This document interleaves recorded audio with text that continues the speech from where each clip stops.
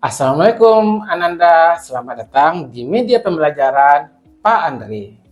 Baik Ananda, pada kesempatan kali ini Bapak akan menjelaskan tentang materi ekosistem.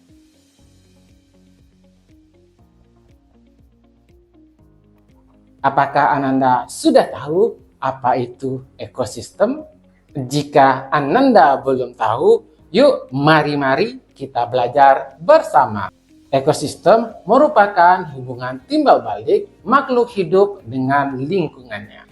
Tahukah Anda bahwa komponen ekosistem terdiri dari dua komponen penyusunnya? Yang pertama komponen abiotik, yang kedua komponen biotik. Komponen biotik adalah semua makhluk hidup yang ada di lingkungan.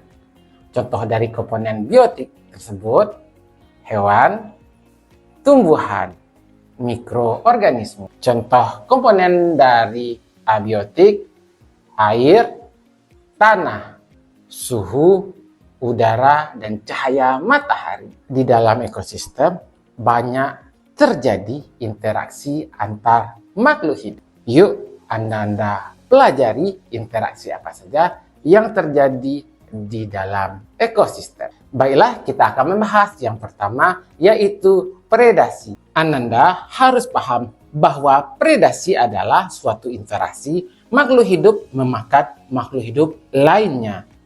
Pada interaksi predasi ini ada yang disebut dengan pemangsa, ada juga yang disebut dengan mangsa.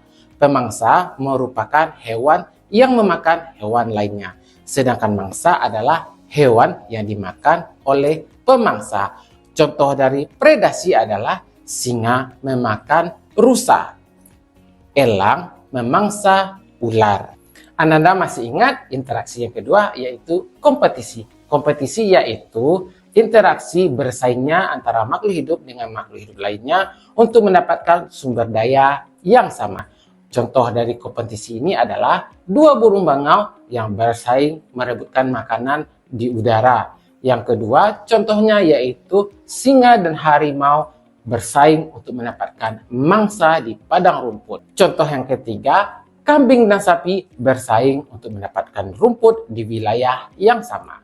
Simbiosis dibedakan menjadi tiga. Yang pertama, simbiosis mutualisme. Yang kedua, simbiosis komensalisme. Yang ketiga, yaitu simbiosis parasitisme. Simbiosis mutualisme. Simbiosis mutualisme ini adalah hubungan antara dua makhluk hidup yang berbeda jenis saling menguntungkan.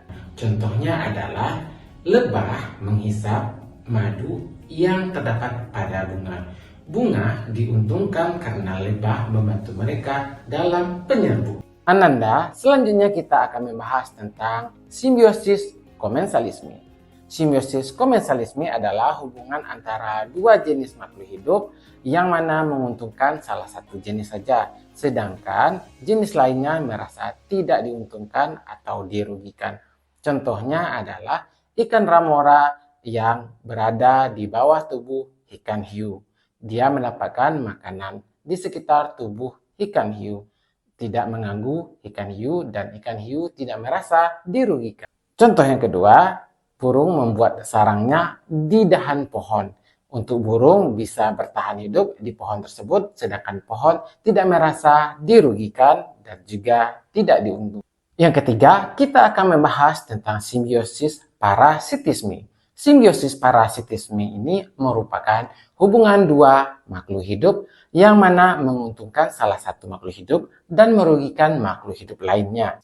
Contoh dari simbiosis parasitisme ini kita dapat melihat pada kehidupan nyamuk. Nyamuk apabila hinggap di tubuh manusia, nyamuk akan menghisap darah manusia sehingga menimbulkan bintik-bintik merah, gatal, juga penyakit bagi manusia. Ananda, Bapak Andre, sekian materi pelajaran kita pada hari ini. Selanjutnya kita akan mengadakan kuis.